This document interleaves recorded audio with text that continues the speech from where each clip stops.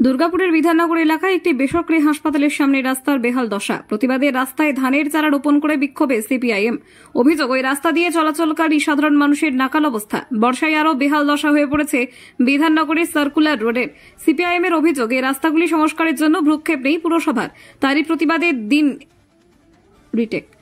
প্রতিবাদে এই দিন ধানের চারা ওই রাস্তায় পুঁতে প্রতিবাদে নামলেন সিপিআইএম এর সমর্থকরা। আন্দোলনকারীদের দাবি, শহরাঞ্চলের বেশ কিছু রাস্তার বেহাল দশা, পুরসভা সেগুলোর দিকে নজর দিচ্ছে না।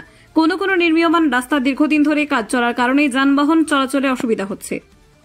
রাস্তাটার অবস্থা তো আপনারা দেখতেই পাচ্ছেন, আপনারা ইতিমধ্যে ছবিও তুলেছেন। মানুষের পক্ষে যাতায়াত করা অসম্ভব হয়ে গেছে।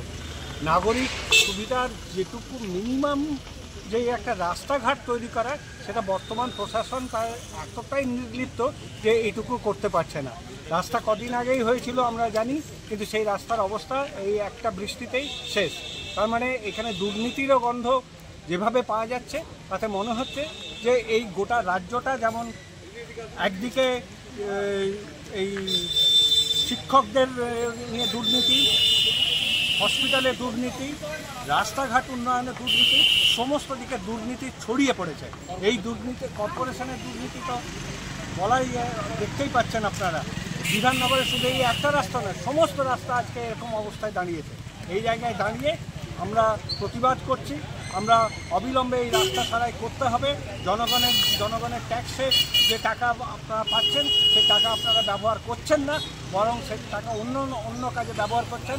আপনারা দুর্গাপুর উৎসব করে টাকা নষ্ট করছেন, কিন্তু এই রাস্তাঘাট উন্নয়ন করছেন না। এটুকু। কি নাম আপনার? শিবাশিস চ্যাটার্জি।